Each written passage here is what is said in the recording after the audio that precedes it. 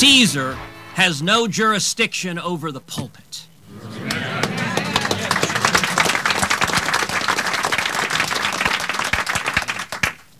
And when you subpoena one pastor, you subpoena every pastor.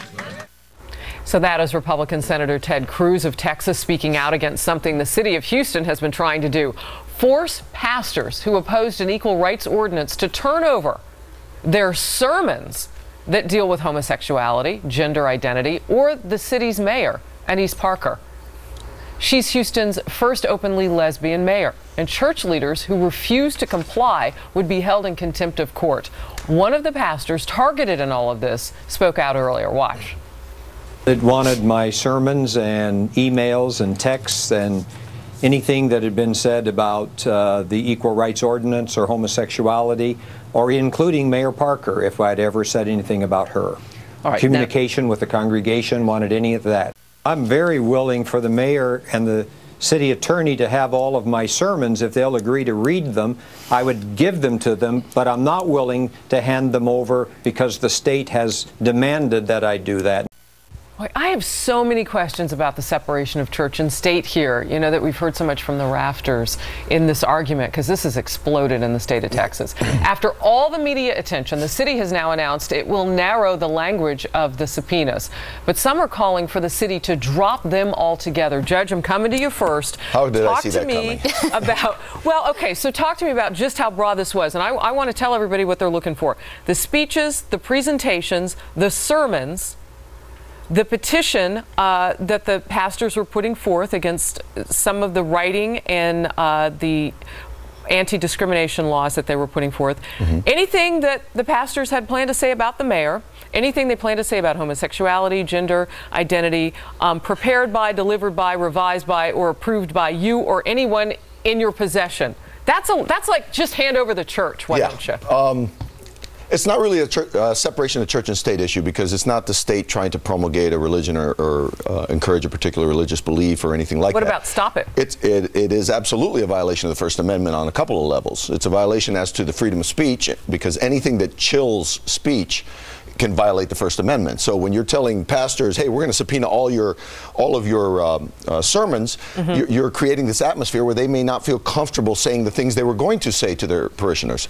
It's also an intrusion into the freedom of religion as well, because if you are seeking to prevent them from, let's say, in their religious belief, they feel that homosexuality is a sin, and they're aware that you're subpoenaing it because you're focusing on, are you preaching that?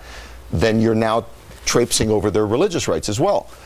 As far as the subpoena itself is concerned, hugely overbroad, but I don't think they can narrow it. Why not? Because I think no matter what they do, when they're you know, the government very often has a legitimate state interest that they want to pursue with a subpoena, but they can't. I'm sure that the government would love to get a defendant and subpoena him and say, tell me how this crime was committed.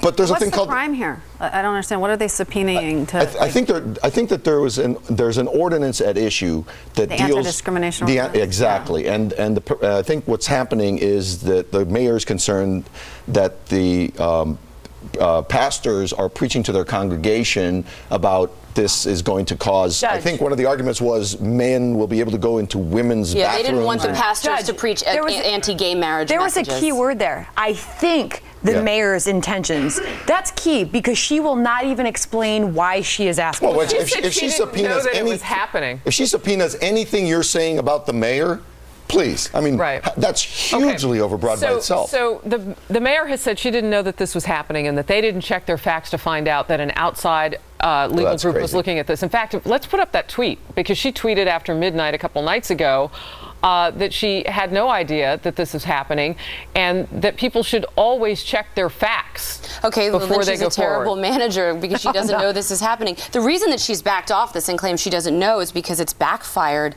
politically, Sandra, hugely, a huge story across the country, focusing on what I think, Judge, is a clear violation of the First Amendment. Kirsten? Oh, yeah. I mean, this is such a blatant violation of the First Amendment. It's so chilling. And these anti-discrimination statutes, the way that they're being sort of implemented, I think is very scary and very chilling as well, because it's basically they're deciding what your views are supposed to be on certain things, and they're now trying to legislate it, and they're trying to legislate speech, which I just can't imagine will make it very far in terms of the Supreme Court. But, you know, in the meantime, they're wreaking havoc. Yeah, and I know, just so the audience knows, too, Kirsten is writing about this because this is something that you really take issue with your particular political party. Maybe another time we'll talk.